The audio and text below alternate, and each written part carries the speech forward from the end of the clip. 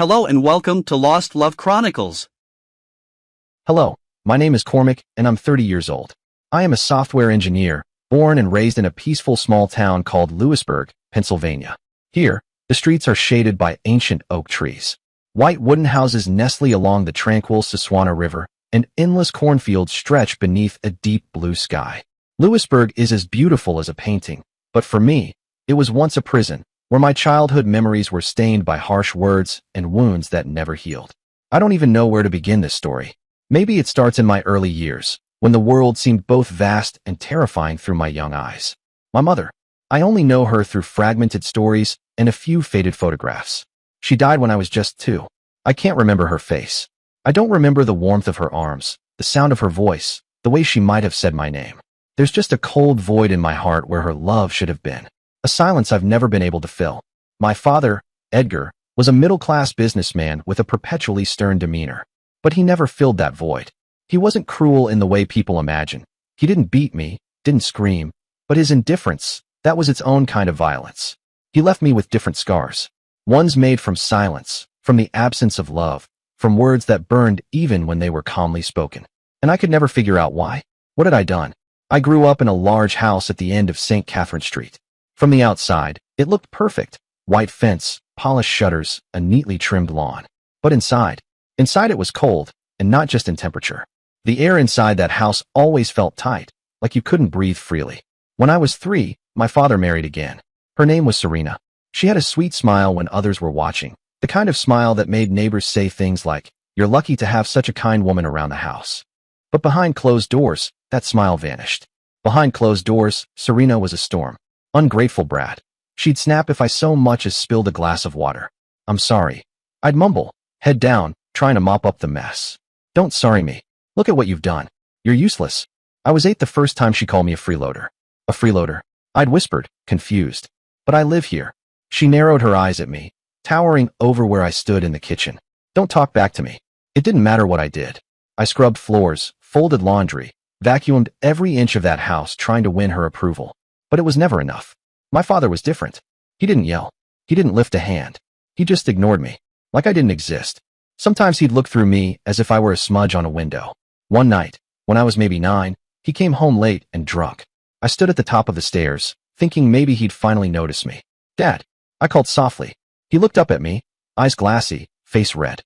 "Scumsucker," he muttered and stumbled past me. That word stayed with me. It cut deep. I didn't even know what it meant at the time, but I knew it wasn't something you called someone you loved, or someone you even wanted. Then there was Dexter, my half-brother, the son of my father and Serena. Dexter was their golden child. New toys, warm hugs, bedtime stories, everything I never had. They looked at him like he was the sun itself. His birthdays were loud and bright, balloons tied to the staircase, candles flickering on big, creamy cakes, laughter echoing through the house. Mine passed in silence. No presents, no cards. Sometimes not even a happy birthday. Just another day. School events? Parent-teacher meetings? My father never came. I remember standing alone at the back of the classroom while the other kids ran to their parents. My teachers always gave me a look, half pity, half confusion. But I never explained. And then there was that day. I was 10. Serena asked me to dust the living room. I wanted to do it perfectly. Maybe this time, she'd smile. Maybe she'd say thank you. But as I reached to wipe the shelf, my elbow knocked into her favorite vase. I heard it before I saw it. The sharp crash. Shards of blue and white porcelain scattered across the floor. "No, no, no," I whispered, frozen. It was an accident. She came running in, stopped dead when she saw the mess. Then her eyes locked on me, full of fire. "You destructive little monster," she screamed. I didn't mean to. Before I could finish, her hand lashed across my face. The slap was so hard I stumbled backward. I fell to the floor. Dexter stood there watching with a gleeful smirk as I lay on the floor, clutching my cheek. He didn't say a word. He didn't have to. His grin said everything. And my father? He just shook his head and turned away as if he hadn't seen anything. As if I were invisible. That night, I curled up in my room, hugging my knees tightly to my chest. The moonlight spilled faintly through the window, casting soft shadows on the floor. I stared at the ceiling, my heart aching in silence. Why? Why was I treated this way? Why didn't my father ever protect me? Why did my mother leave me behind? Days like that weren't rare. In fact, they were far too normal. Serena never missed an opportunity to punish me, especially when it came to Dexter. If Dexter spilled milk, she'd snap at me, Why weren't you watching him? You're older, aren't you? If he got a math question wrong, she'd turn to me with fire in her eyes. You should have helped him study. What good are you if you can't even help your little brother? Everything revolved around Dexter. He was the center of their world. I was just there, a shadow, lingering in the background, an unwanted presence, a person unloved. But there was one place where I felt like I actually existed, Alice's farm. My grandmother's small patch of land sat just outside the town limits, a quiet escape from the suffocating coldness of St. Catherine Street. The house was old and creaked with every step, the garden was modest, and the chicken coop looked like it would collapse in the next storm. But to me, it was paradise. Alice was the only person who looked at me like I mattered. Her smile was real. Her hugs were warm, tight, and full of something I never felt at home, affection. Every weekend, when my father and Serena were occupied with dinner parties or weekend getaways, they sent me to her place. And I lived for those weekends. The moment I arrived, she'd open the door with her arms wide. "Cormac, there you are," she'd say, pulling me into a hug that smelled faintly of cookies and warm spices. "I made your favorite soup, pumpkin, with a bit of thyme, just how you like it." We'd sit together in her small kitchen, the ticking of the clock in the background as she ladled soup into my bowl and buttered slices of bread. Sometimes there'd be apple pie if she had the ingredients. She always asked about school, about what I liked, and what I wanted to be when I grew up. "And what about dreams, love?" she once asked as I chewed slowly. "I dunno," I mumbled, staring at the steam rising from my soup. "Maybe I'll fix computers. Or make them." She smiled, ruffling my hair. "Sounds like a fine plan to me. You've always been clever. Don't let anyone tell you different." She listened, really listened. Every word I said seemed to matter to her. She never called me names, never made me feel like a burden. To her, I wasn't a scumsucker or a freeloader. I was just Cormac, her grandson. I remember when I was 12, sitting with her on the porch, watching the chickens peck around the dry yard. I had been holding it in for weeks, maybe years, but I finally found the courage. "Grandma, what was my mom like?" I asked, my voice low. She stopped knitting mid-stitch. Her hands trembled just slightly, and her eyes grew distant, like she was peering into another time. "Rowena," she began slowly. "Your mother was beautiful, golden hair like the sun, and a smile that could light up a room. But she carried sadness in her heart, Cormac. Sorrows I could never soothe." I swallowed hard. Did she love me?" Alice reached over and took my hand in hers. "Of course she did. You were everything to her. Then why did she leave?" My throat tightened. "Why did she go?" She squeezed my hand, her eyes brimming with tears. "Some things are too painful, Cormac. You'll understand when you're older." I didn't understand. How could I? I was 12, just a boy desperate to know why his mother had disappeared from his life. But I saw it in her eyes. Every mention of my mother hurt Alice in ways I couldn't comprehend. I didn't want to make her sad, so I stopped asking. Instead, I just sat there beside her, holding her frail hand, letting her warmth seep into my skin. And I told myself, at least I still have her. My childhood passed like that, caught between the cold walls of the house on St. Catherine Street and the embrace of Alice's farm. I learned how to survive, how to hide my tears, how to predict Serena's moods, how to avoid her punishments. I stopped expecting my father to love me. I gave up hoping he'd ever see me. But deep inside, no matter how much I tried to bury it, one question remained, haunting, aching, never answered. Why? Why did my father hate me? Why did my mother leave me? And why did I have to live in a world full of lies where I never felt I belonged? Those questions lived inside me, constant and smoldering, like a fire that never fully died out. They grew with me over the years, feeding on silence, on pain, on every unanswered cry in the dark. I didn't know then that when I turned 18, all the dark secrets of my family would come to light, and that my life would change forever. 18. People say it's the age of freedom, the start of dreams, of new beginnings. But for me, it was something else entirely. It was the year everything I thought I knew was shattered. The year I stood at the edge of an abyss and saw how deep the lies went. It didn't set me free, not at first. It just left me standing there, exposed, stripped of the stories I'd clung to just to survive. I still remember that day with painful clarity. My 18th birthday. There were no balloons, no cake, no chorus of happy birthday like Dexter used to get. But I didn't expect anything, not from Serena, not from Edgar. I never did. For me, being with Grandma Alice, sitting at her kitchen table, eating her warm bread and pumpkin soup, that was enough. That was home. I pedaled my bike along the familiar dirt path toward the farm, the cool autumn breeze brushing past my cheeks. The scent of hay and dry leaves filled the air. The land felt like it always did, honest, quiet, and still. But inside me, there was something unsettled, a quiet tension I couldn't shake. The night before, Grandma had called. Her voice was different, trembling, not her usual warm, steady tone. Cormac, she had said, her voice soft over the crackling phone line. Come see me tomorrow. There's something I need to tell you. She didn't explain. I didn't ask. I just nodded, said I'd be there. But that call, it stayed with me all night. And by morning, I knew something was coming. Something big. When I arrived, I found her sitting in her old armchair by the fireplace, wrapped in her faded shawl. Her hands, frail and wrinkled, clutched a small wooden box. Her eyes were red. I knew immediately she'd been crying. I stood frozen in the doorway, my heart pounding. Grandma, what's wrong? My voice cracked slightly. She looked up at me, and her lips curved into a tired, sad smile. Come sit with me, love, she said, patting the seat beside her. I walked slowly toward her, my chest tight with worry. I sat down, and she took my hand in hers. Warm, trembling, fragile. Cormac, she began, her voice thin but clear. Today you turn 18. You're no longer a child. I nodded slowly, confused. Yeah. She looked away from me, her eyes fixed on the wooden box in her lap. It's time I told you the truth. The truth. The word hit me like a slap. My whole life had been a maze of unanswered questions. Serena's cruel words. My father's coldness. The silence every time I asked about my mother. What truth? I asked. Alice opened the wooden box and pulled out a photograph, old and worn, its edges curling. She held it out to me. I took it carefully, my hands trembling. In the photo was a young woman, so beautiful it nearly hurt to look at her. Golden hair catching the light, a radiant smile on her lips. But her eyes held something deeper. A sorrow I didn't understand. Beside her stood a man I didn't recognize. He had dark, tousled hair and kind eyes. He looked nothing like Edgar, nothing like Dexter. He looked like a stranger, but something about him. I couldn't look away. That's your mother, Rowena, Grandma said, her voice heavy with emotion. And this, she paused, this is your real father. Corbin. I felt the world tilt. My real father? I stared at the photograph again, trying to find pieces of myself in that man's face. But all I saw was someone I'd never known. Someone I'd never even heard about.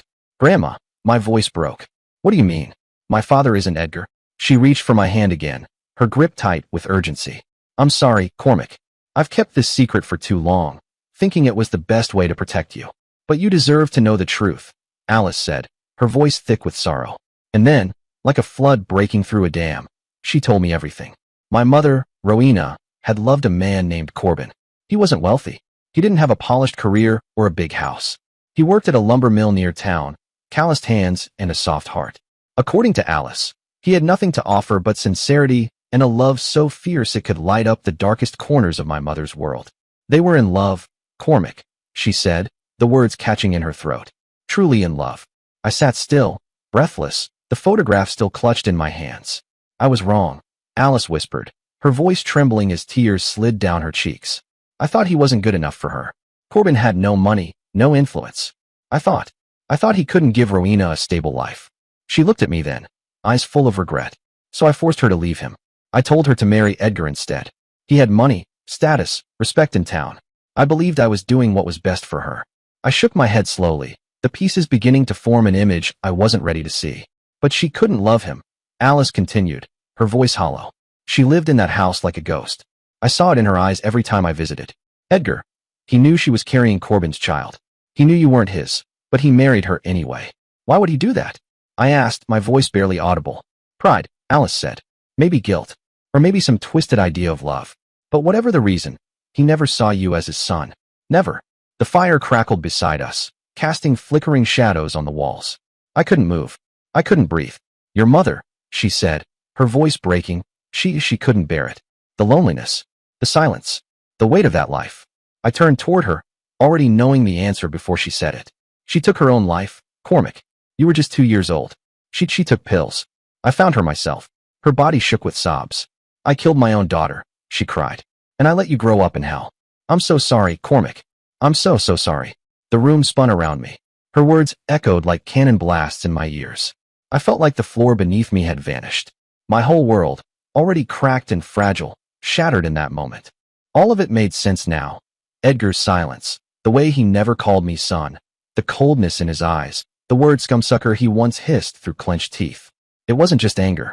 It was truth. A truth he'd always carried like a knife. And Serena, of course she knew. That's why she treated me like a stain on her perfect life, a reminder of someone who didn't belong. Everything I had wondered, Everything that had haunted me now had a name, a face, a reason. But that didn't comfort me. That truth, brutal and final, didn't bring peace. It only shattered my heart. Alice wiped her eyes and reached for me again. Her voice was soft, almost a whisper now. I know how you've lived in that house, she said. I know how Serena treated you, how Edgar never loved you. I watched it all from afar, and I hated myself for it. I looked at her, at the pain in her face. Why didn't you take me? I asked, my voice cracking. I was afraid, she admitted, bowing her head. Afraid I couldn't give you the life you deserved. I'm just a poor old woman. I thought, maybe at least there, in that house, you'd have a better future. I wanted to scream. I wanted to yell at her, to ask her why she let me suffer. But looking into her tear-soaked eyes, all I could see was her pain. She had lost her daughter. And now, because of guilt, she was losing me too. I reached out and grabbed her hand. It was warm, trembling, and fragile. I held it tightly, trying to tell her, without words, that I didn't blame her. That I couldn't. Not fully, but I couldn't speak. My throat was sealed shut by grief and confusion. In my mind, I saw my mother's face. That same photo. Her golden hair, her gentle smile, her eyes, sad and distant. I imagined her alone in that house, suffocating in silence, holding her pain close like a secret until she couldn't anymore. I don't know how long I sat there with Alice, the fire burning low and the room thick with silence. All I know is that when I finally left the farm, the sky was pitch black. I got on my bike and began to ride, but I wasn't really riding. I was drifting, lost in thought, in grief, in questions. I moved through the night like a ghost, like a soul unanchored, floating through a world I no longer understood. I felt like I was floating, like a lost soul. The photo of my mother and Corbin rested in my jacket pocket, heavy like a reminder of the truth I had just learned. Every time I moved, it shifted against my chest, a quiet, constant thud that echoed louder than any scream. I kept touching it, pressing my hand against the fabric, needing the reminder that it was real, that they were real. I was no longer the Cormac of yesterday. I was the son of Rowena and Corbin, not Edgar. Not the man who had spent years silencing me with icy glares and colder silences. I was the product of a forbidden love, a tragedy I had paid for with my entire childhood. All the cruel remarks, the way Serena would slam plates down in front of me as if I were something sticky stuck to the floor, Dexter's smirks whenever I got blamed for things I didn't do. It all made a twisted kind of sense now. In the days that followed, I lived like a shell of myself. I still went to school, sat through classes pretending to care about what was on the blackboard. I did chores around the house like a machine, folding laundry with numb fingers, sweeping floors with dead eyes. I endured Serena's verbal lashings with the same empty expression I had mastered years ago. But inside, the smoldering fire that had burned quietly for so long now roared into a full-blown blaze. I no longer wanted to please them. I no longer wanted to live behind the curtain of lies they had woven so tightly around me. I had started believing it was real. I began planning to leave that house, to leave Lewisburg, to leave everything that had ever imprisoned me.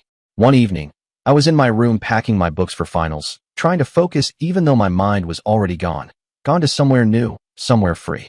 I was bent over my desk when the door slammed open. Serena stormed in, her face twisted in that familiar sneer. "You think you're going to college, huh?" she spat. Her voice was sharp, slicing the quiet like a blade. "You should be grateful you're even allowed to stay in this house. And don't expect us to pay for your tuition." I turned and looked straight into her eyes. For the first time, I didn't look away. My voice didn't shake when I said, "I'm leaving this house." She blinked, caught off guard. "I'm never coming back," I added, calm but resolute. She stared at me for a second, then burst out laughing. A loud, ugly laugh that echoed down the hall. "Don't make me laugh, boy," she said, waving her hand like she was brushing off dust. "You? On your own? Good luck with that." I didn't answer. I didn't need to. In my heart, I had already made the decision. The truth Alice revealed didn't just hurt me, it freed me. It gave me strength. I was no longer the scumsucker, the freeloader, the mistake. I was Cormac, the son of Rowena, a woman who loved and sacrificed for that love. And I would live, not to prove anything to Edgar or Serena, but to prove it to myself, to my mother, to Alice. The day I left that nightmare of a house, I took nothing but an old backpack and the photo of my mother and Corbin. I didn't say goodbye. I didn't leave a note. I didn't even look back. I just walked away. Lewisburg faded behind me as the bus rolled forward, carrying me into a future I had to carve with my own hands. I sat by the window, the cornfield slipping by like memories I didn't want to keep. My heart was heavy, but for the first time in years, it was also light. 18 years of enduring Edgar's coldness, Serena's cruelty, and Dexter's smug glances had left deep scars.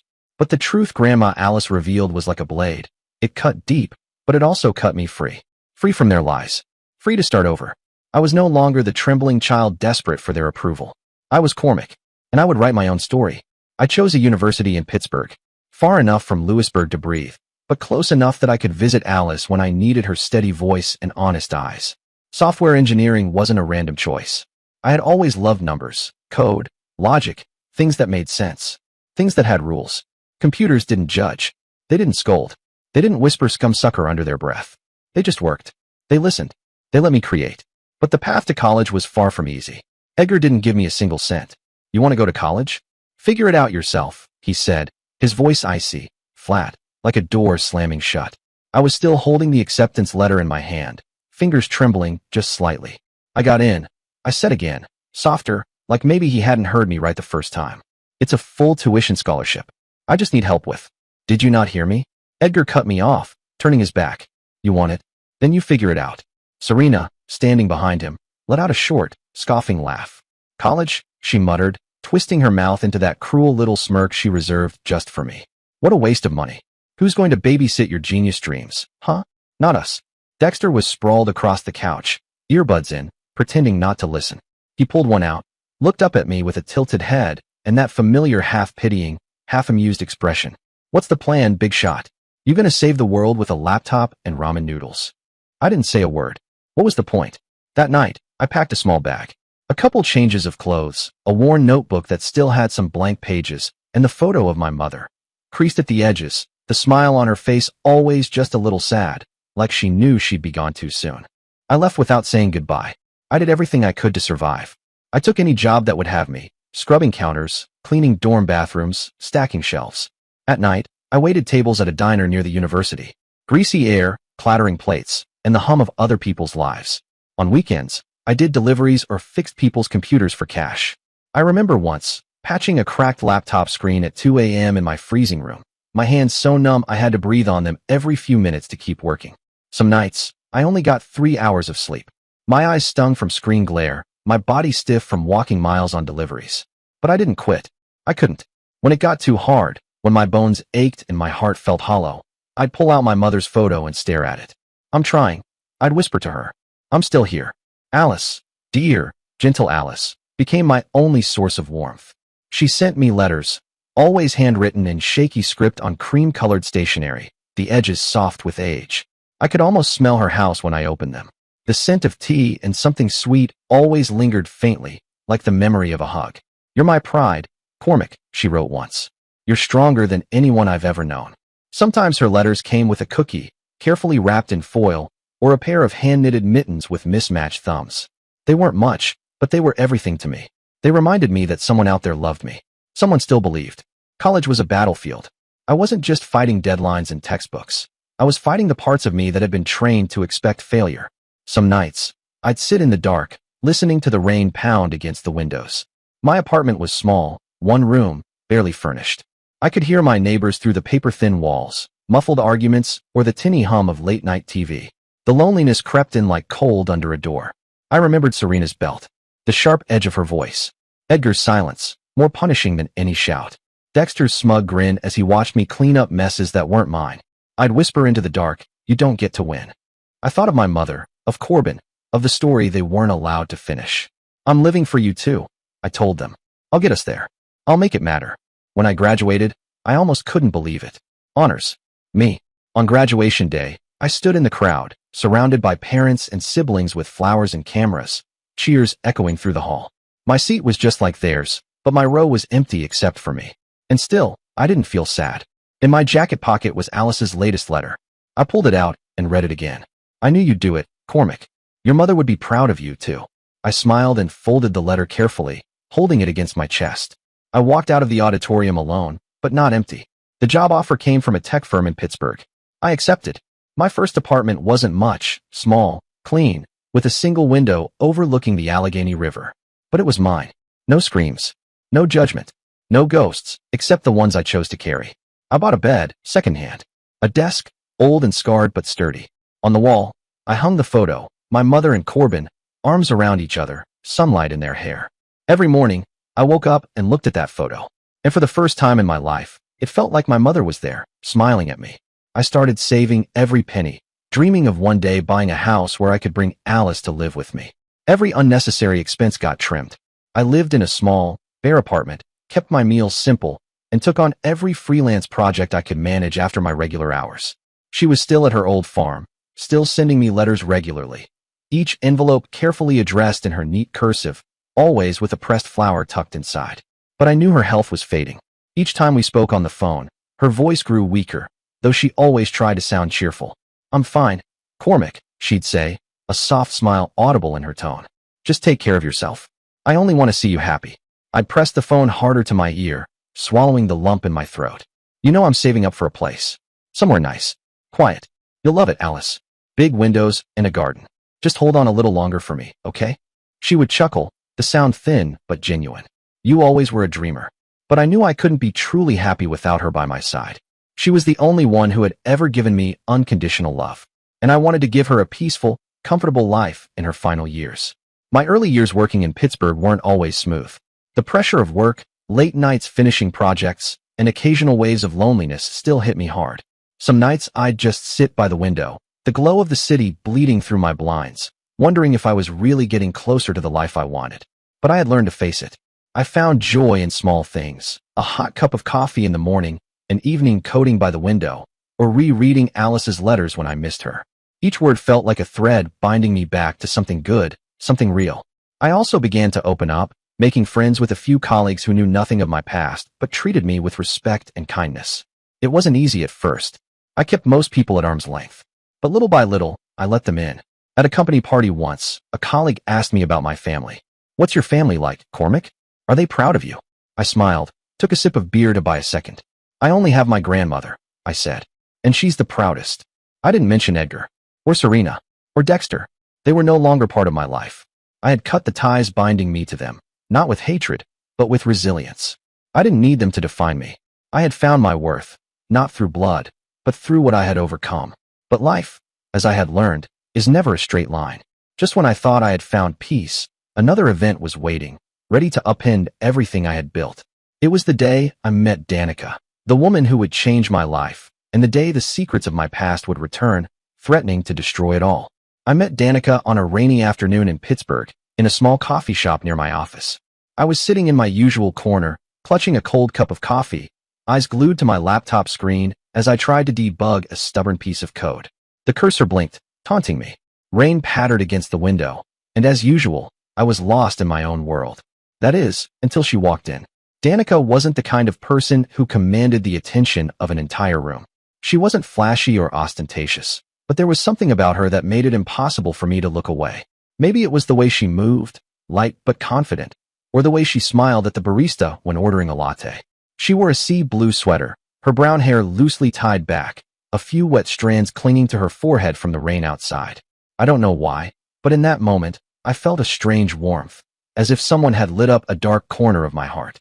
She sat at the table across from me, opened a book, and started reading, oblivious to her surroundings. I tried to focus on my code, but every few minutes my eyes drifted to her. She sat there with her head tilted slightly, completely absorbed in her book, a quiet presence in the midst of the coffee shop's low hum. I wasn't sure what it was, maybe the calm on her face, or the way she tucked a damp strand of hair behind her ear, but something about her made me feel grounded. Finally, summoning a courage I didn't know I had, I closed my laptop, took a deep breath, and stood up. I walked over, heart hammering in my chest. "Hi," I said, my voice coming out more awkward than I intended. "Is that book any good?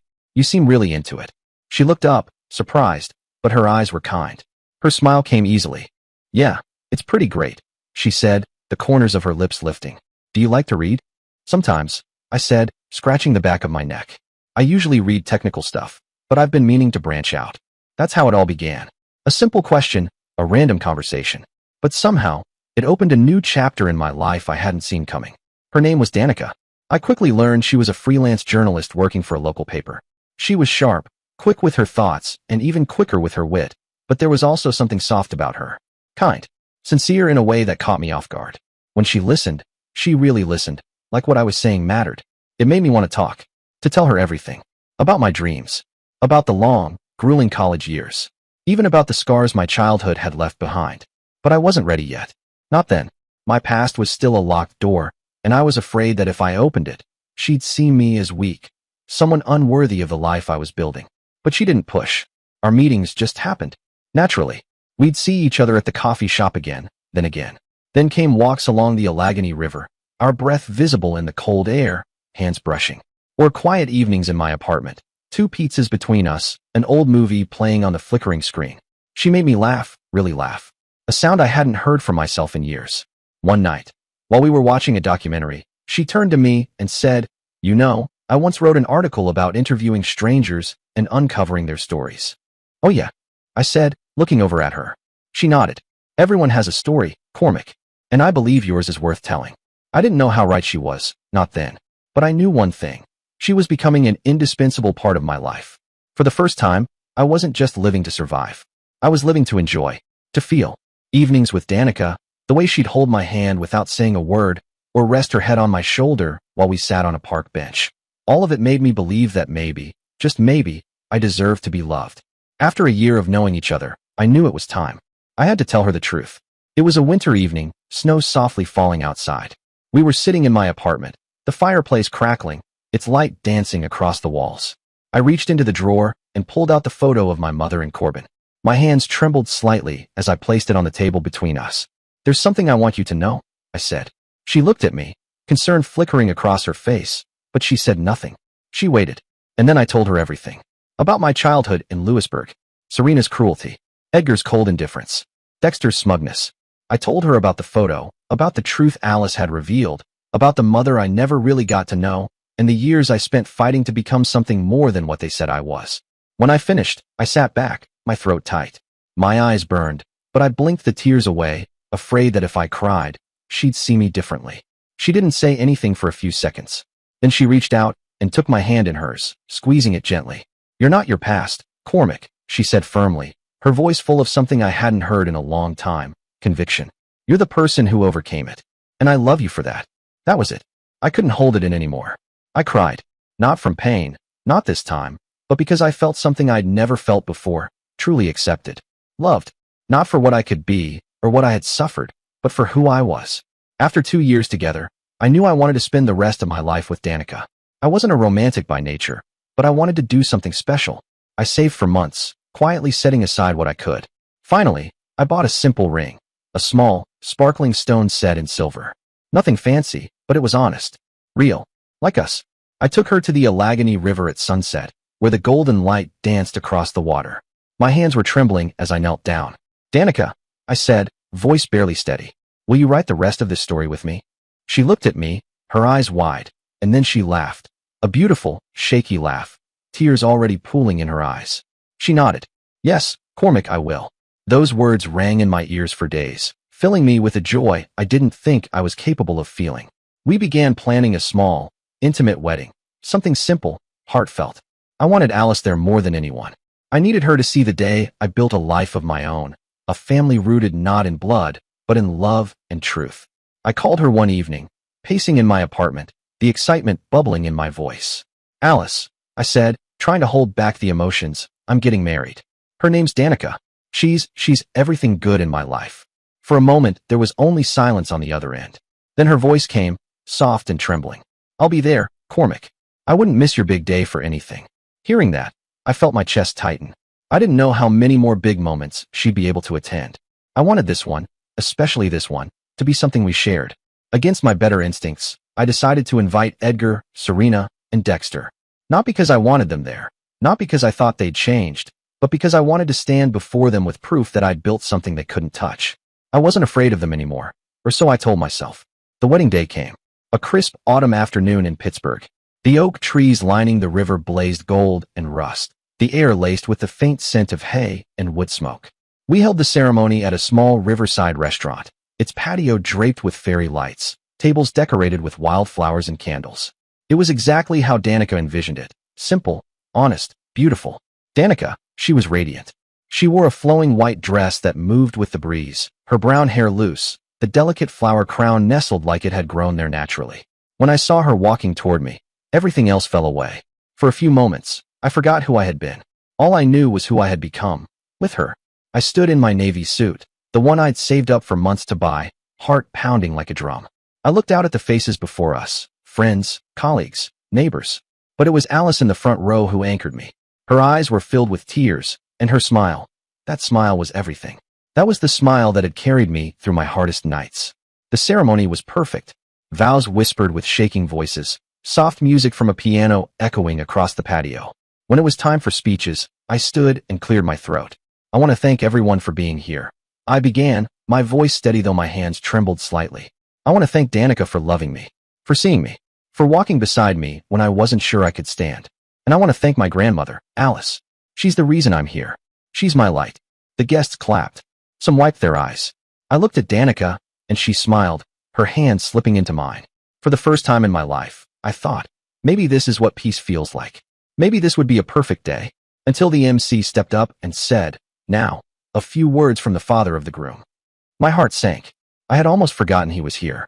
I turned slightly and watched as Edgar rose from his table, his posture rigid, that familiar coldness etched into every line of his face.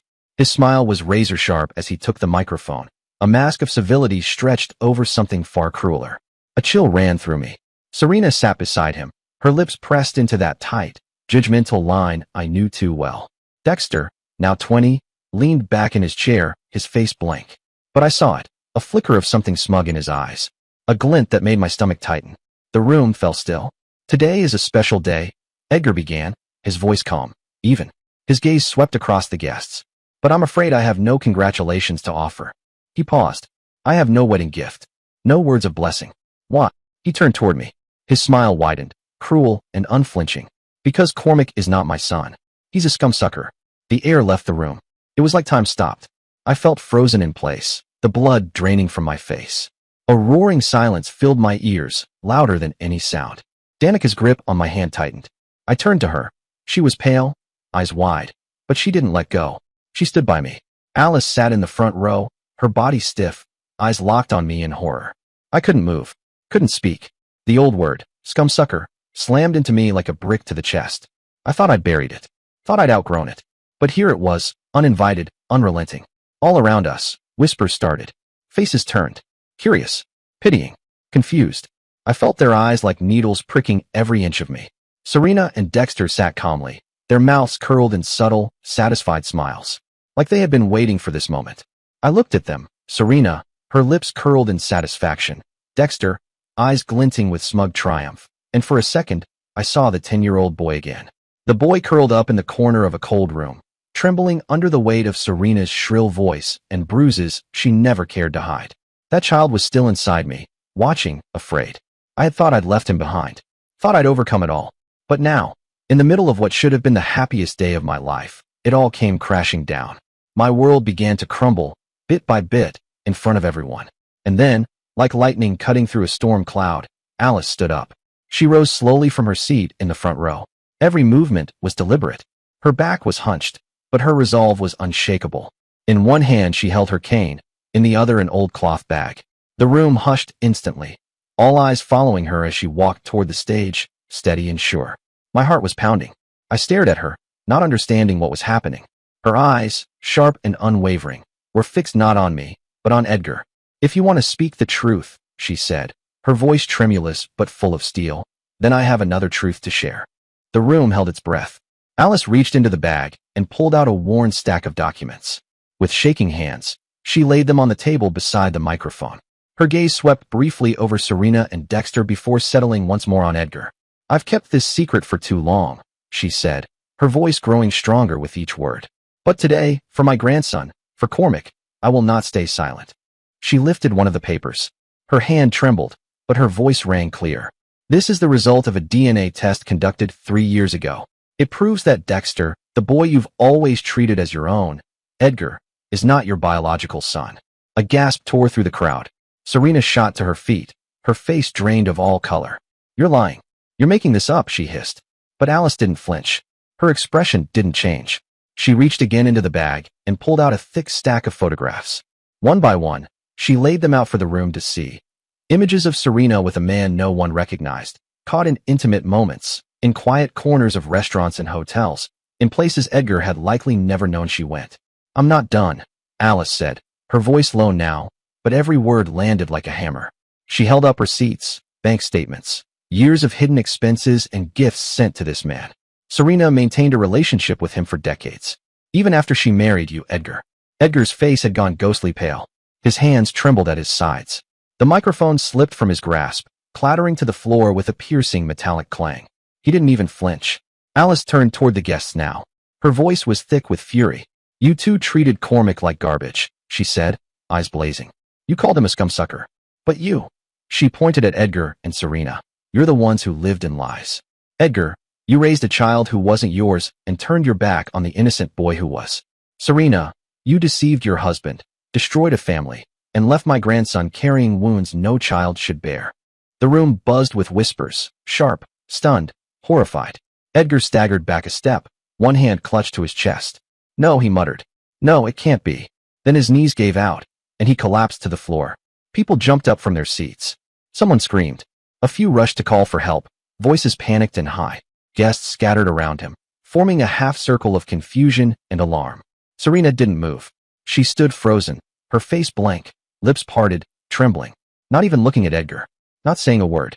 Then Dexter stood, quietly, his head bowed, his shoulders hunched as though he'd aged 10 years in a matter of seconds. He turned to Serena and gripped her arm firmly. Let's go, he said softly. She didn't argue. She didn't even look at me. They left the room without another word, pushing past stunned guests and hushed murmurs. They didn't look back, but I knew what they felt, what I had once felt. The weight of 100 eyes, all staring. Not with love, not with pride, but with shame, disbelief, and a strange sense of justice.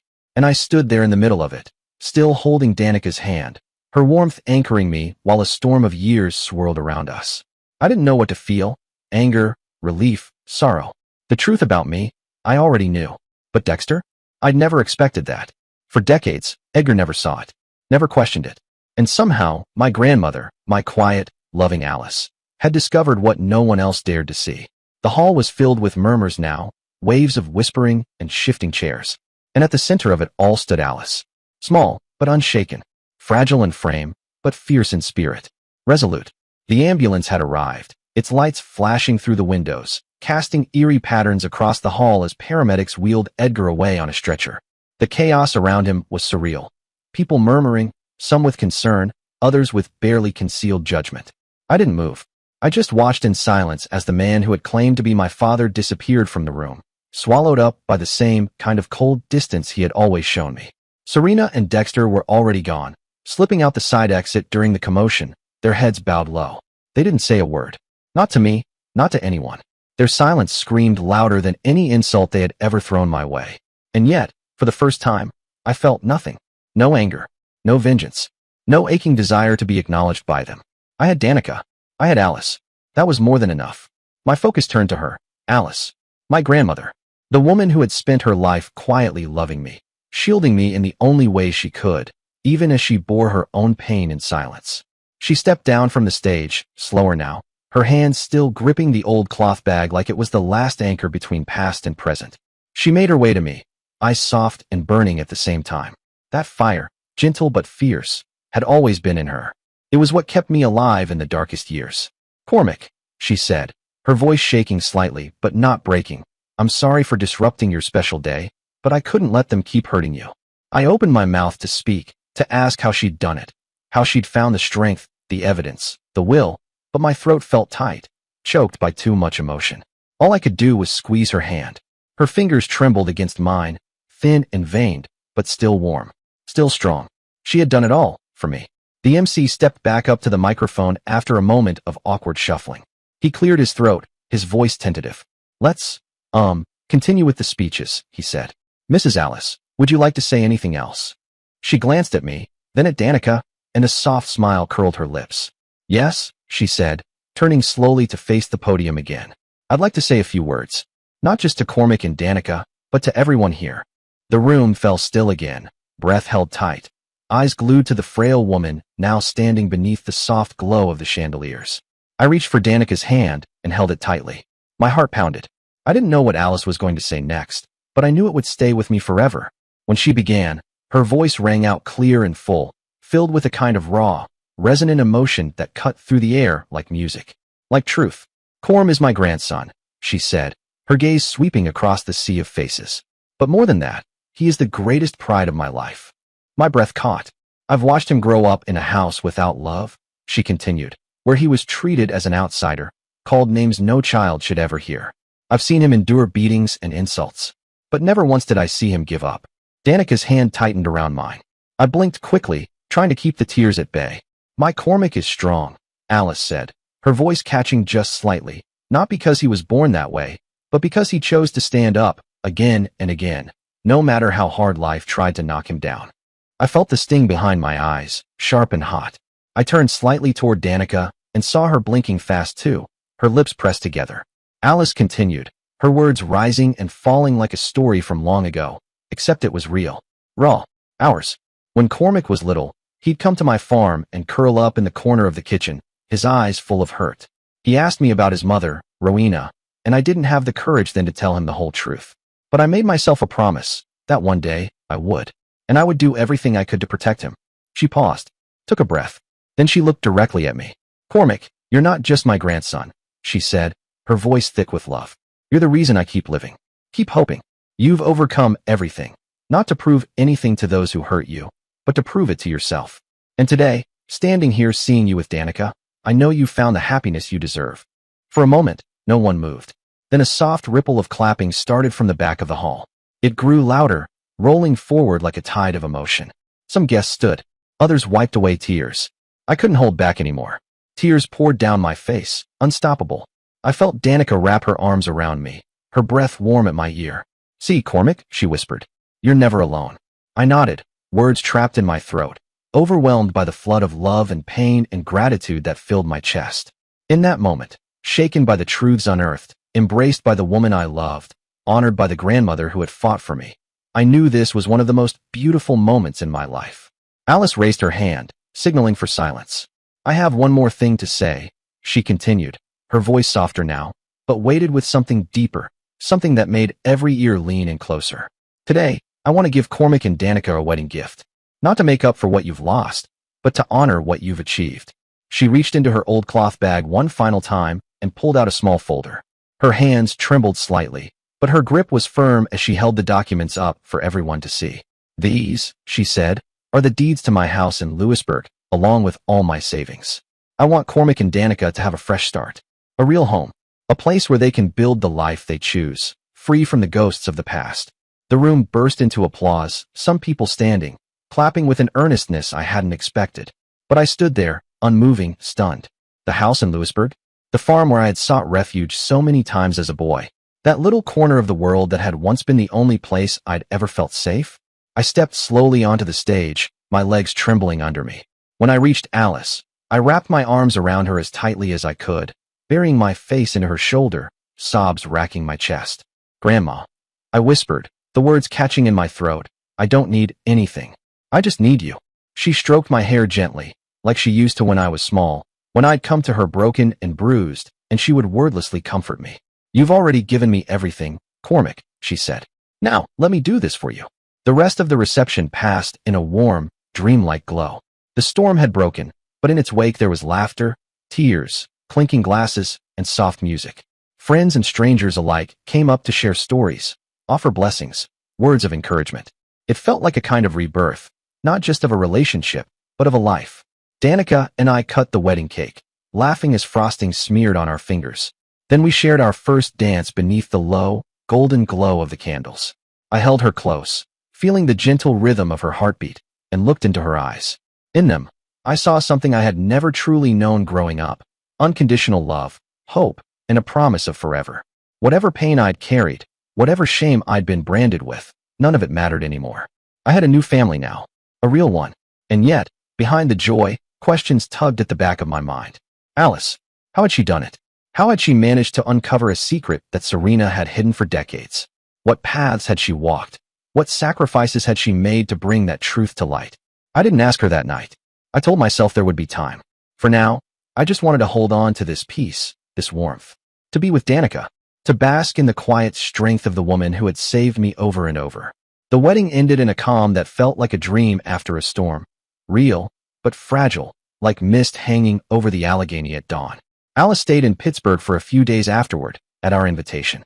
We brought her to our small apartment, a cramped but cozy space Danica and I had made our own.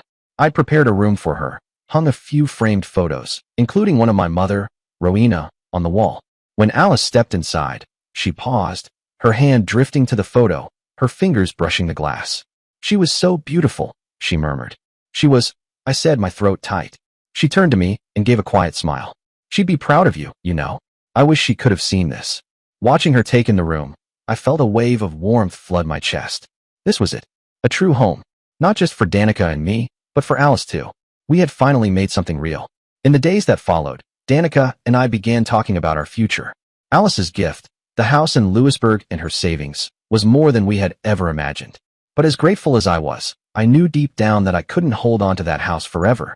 The farm had been my sanctuary, yes, but it had also been where I'd gone to escape the worst of my childhood. It was tied too tightly to memories of pain and survival. It wasn't a place to start a new life. Not anymore. After long talks with Danica, we made the decision to sell the house. We'd use the money to buy a home here, in Pittsburgh, our city, our new beginning, a place untouched by old ghosts. Saying goodbye wasn't easy. I returned to Lewisburg one last time. I stepped through the wooden gate and into the yard, where the chickens still clucked softly in their coop. The scent of the soil, the air, even the faint trace of cookies Alice used to bake, all of it hit me at once. Inside, nothing had changed. The old armchair by the fireplace, the creaky wooden stairs, the faded quilt on the bed. I walked through each room, slowly, touching the furniture, running my hand along the walls, feeling the echoes of my past. I stood in the kitchen, where I had once sat curled up in a corner, trembling and broken, and where Alice had wrapped me in her arms and fed me soup and silence and love. Tears welled up again, not from grief, but from gratitude. This house had given me shelter. It had given me her. But now it was time to let go, not to forget, but to move forward. I found a buyer, a young couple with 2 small children, who had been searching for a quiet place to raise their family away from the noise of the city. When they came to see the house, I watched them walk through the garden, the kids running around the rickety chicken coop, their laughter filling the air. Something about the way they looked at the place, with wonder and hope, reminded me of myself as a boy, staring up at Alice's front porch with silent longing. As I handed them the keys, I smiled. Not out of sadness, but relief. I felt like I was passing something on, something that had protected me, comforted me, and given me a place to belong when I had nothing else. I knew Alice would support the decision. She had always wanted one thing above all, my happiness. And my happiness wasn't in that house anymore. It was here, in Pittsburgh, with Danica and with her. With the money from the sale and the savings Alice had gifted us, Danica and I bought a modest 2-story home on the edge of the Pittsburgh suburbs. It had a white picket fence, a small garden in the back, and a porch that looked out over a quiet, tree-lined street. It was the kind of place I used to picture as a kid while lying awake at night in a cold attic room, imagining what home might look like if it were real. The first day we moved in, I stood on the porch holding Danica's hand, watching the movers unload boxes and furniture, and I felt it. Peace. A sense that the past no longer had chains on me. No Edgar. No Serena. No shouting or slammed doors or nights spent hiding in silence. This was a new life, built on love, not survival. We wanted Alice with us. At first, she resisted. She waved her hand with that familiar firm kindness, saying, "I'm old, Cormac. You and Danica need your own space. I won't be in the way." But Danica and I wouldn't hear it. I told her, "This isn't just our house. It's yours too. You're our family," Danica said, gently taking her hand. "We want you here to share these days with us." Alice hesitated, then finally smiled and gave a quiet nod. "Well then," she whispered, "I suppose I could stay for a while." We prepared a cozy room for her on the first floor, filled with the things she loved, her favorite armchair by the window, a handmade quilt, and a bookshelf lined with well-worn novels and poetry collections she'd read again and again. She settled into our life with quiet grace. Most mornings she sat on the porch, knitting or flipping through the pages of a book while the breeze tugged at her hair. In the evenings, Danica and I cooked together, and Alice would sit at the kitchen table, offering commentary and advice that was half wisdom, half dry humor. Sometimes, the 3 of us would gather around the dining table, sharing stories, laughing.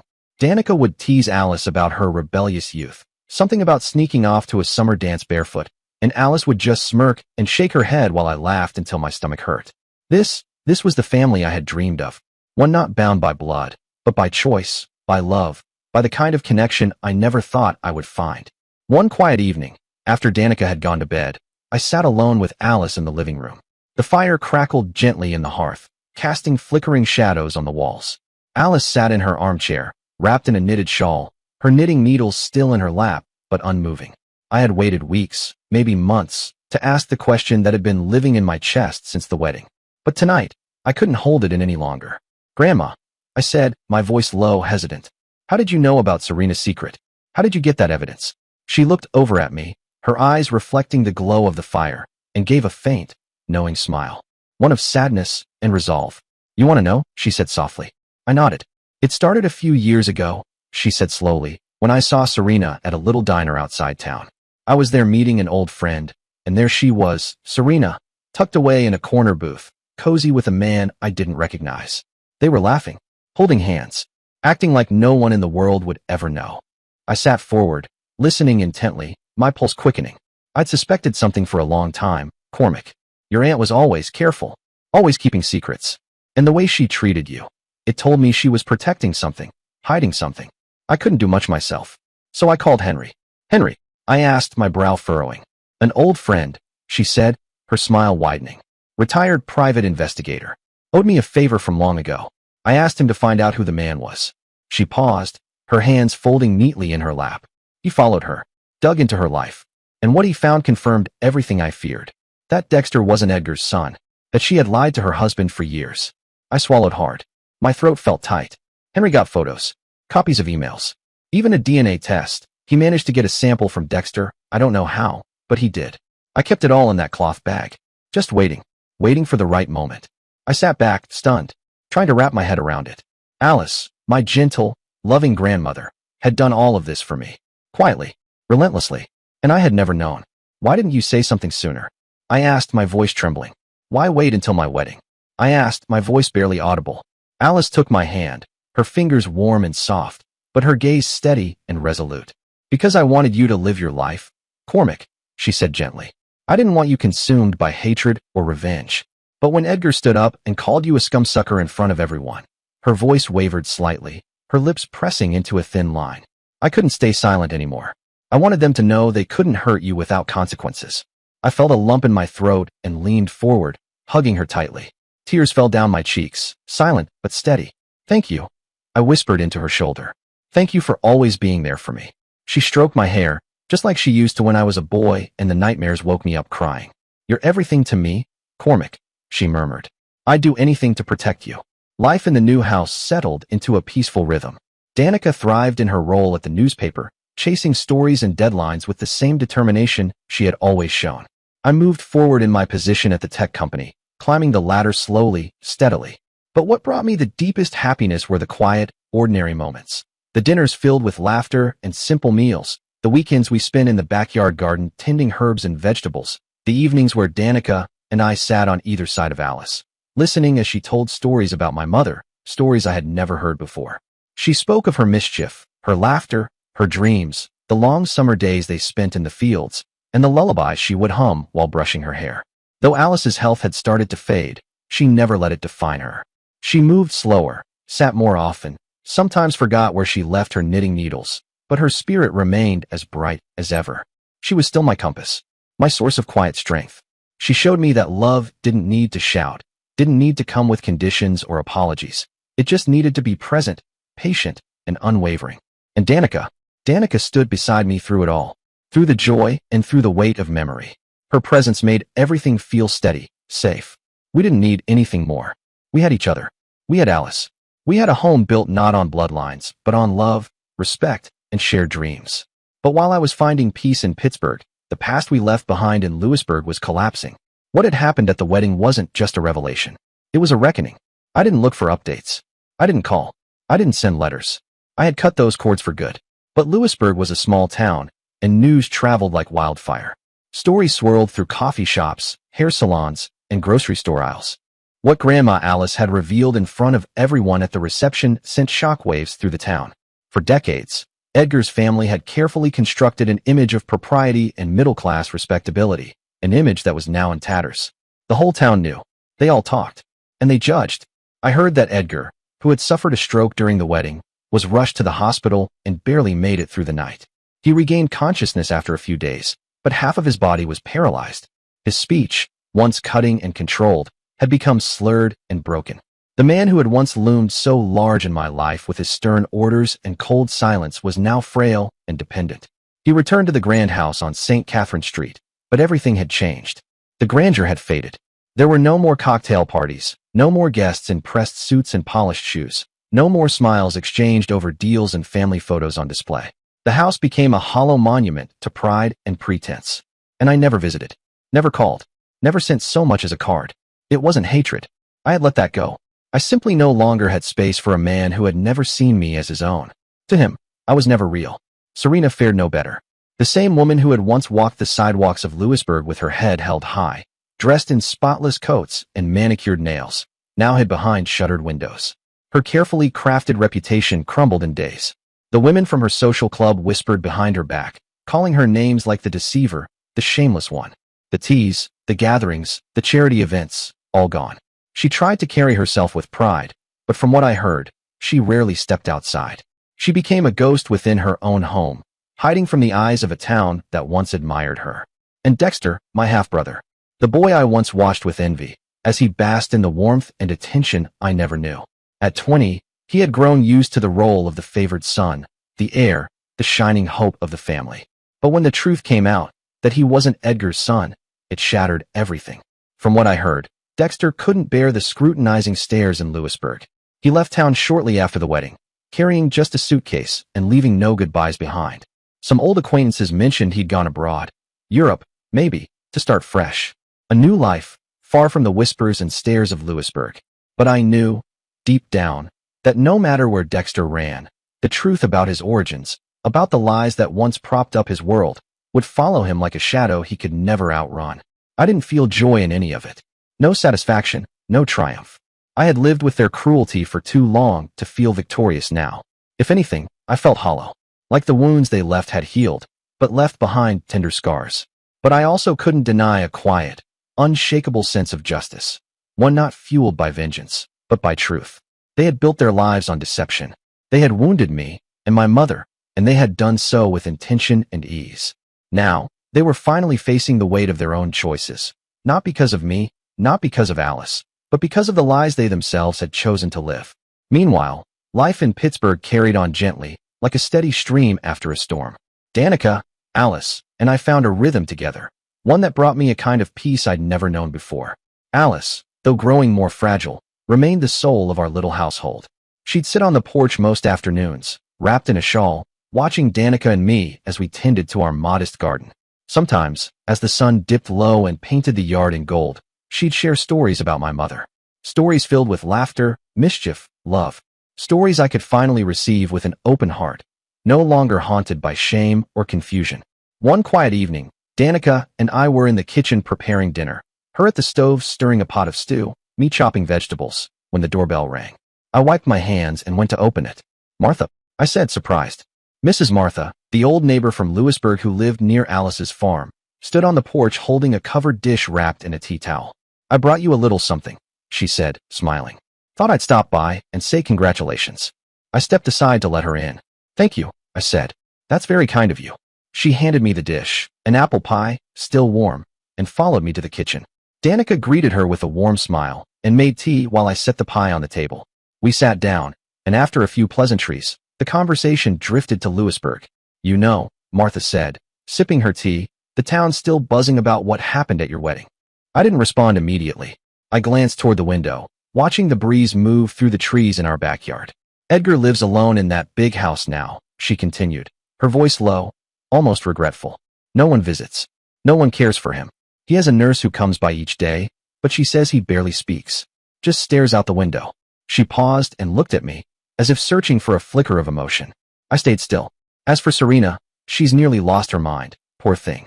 No friends left. No one will speak to her. I saw her at the grocery store once. She kept her head down the whole time, didn't look anyone in the eye." I nodded slowly. I wanted to say something, but the words wouldn't come.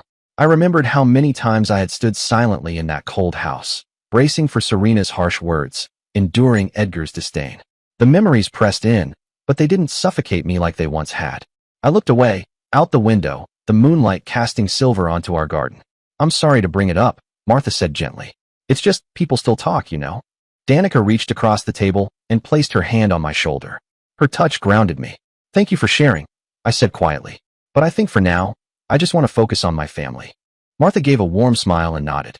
You've come a long way, Cormac. Congratulations to you and your little family. She left the pie on the table and made her way out. When the door clicked shut behind her, I exhaled. Not a breath of sorrow or anger, but one of relief. Not because of what had become of Edgar, Serena, or Dexter, but because I had chosen a different path. A path of forgiveness. Not for them, for me. As I stood there in the quiet house, Danica clearing dishes beside me and Alice humming softly in the next room, I thought about everything that had brought me here. My life, I realized, is like a book, its pages marked by chapters of pain and loss, but also filled with moments of joy, healing, and renewal. I was once that boy, curled up in a corner, trying to disappear from Serena's fury, from Edgar's icy silence. I was once the child who wondered why he wasn't loved, who believed he was a mistake, a scumsucker. But now I know better. Now I know that a person's worth isn't defined by blood, or by the lies others tell, or even by the pain we endure. Our worth is found in the choices we make, how we live, how we love, and how we rise after every fall. My mother, Rowena, never had the chance to live the life she deserved. She loved Corbin, my biological father, with a depth I wouldn't understand until I was older. Their love was quiet, private, and ultimately forbidden. But it was real. I know that now. Still, she was forced into a loveless marriage with Edgar, a man whose bitterness tainted everything it touched. That marriage became a prison, and eventually, it led to her tragic death. There were nights I couldn't sleep, my mind circling the same question. Why did she leave me? Why didn't she fight harder to stay? I used to be angry with her. Angry in that raw, confused way only a child can be when he feels abandoned. I would sit on the edge of my bed and whisper into the dark, "Why, Mom? Why did you go?" But as the years passed, the anger softened. It unraveled into understanding. She didn't leave me because she lacked love. She left because she loved me, and she was trapped.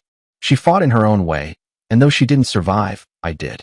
I am the result of that love. A love kept in shadow, yes, but never extinguished. A forbidden love, but genuine nonetheless. I carry her spirit and Corbin's within me. In the lines of my face, in the stubbornness of my convictions, in the quiet ache that never quite goes away. And I've made a choice. To live not in bitterness, but in honor of them. To prove that their love, though stolen by circumstance, was not in vain. Grandma Alice, she was my guiding light. "Come here, love," she'd say, patting the seat beside her on the old porch swing. "You don't need to be strong today. Just be here." She gave me something I never knew I needed, unconditional love. She didn't try to replace my mother. Instead, she reminded me every day that I was wanted. She taught me strength, not the kind that makes you hard, but the kind that holds steady when everything else falls apart. Perseverance wrapped in warmth. That was her way. I remember once, after I found out the truth about Edgar not being my father, I sat at the kitchen table shaking, my hands curled into fists. Why didn't anyone tell me sooner? I asked, my voice cracking. She reached across the table, her hands soft but steady. Because you were a boy who needed safety first. The truth, when you're ready, becomes a tool, not a weapon. She didn't say much about the past, but I know now she carried the pain of losing my mother deep within her. She bore it with quiet dignity. And even though she never said it aloud, I know she felt like she failed Rowena somehow. But she didn't. She chose me.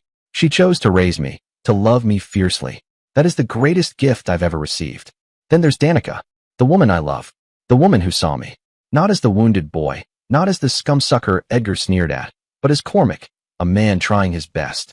When we first met, I kept my guard up, expecting her to flinch at my scars. One evening, after I told her about Rowena and Corbin, about Edgar and the shame I thought I carried, she just reached out, placed her hand on mine, and said, "You've lived through storms. That doesn't make you broken. It makes you brave." She didn't try to fix me. She stood beside me. Day by day, moment by moment, we built something real. Happiness, I learned, isn't something you find one day like a treasure chest.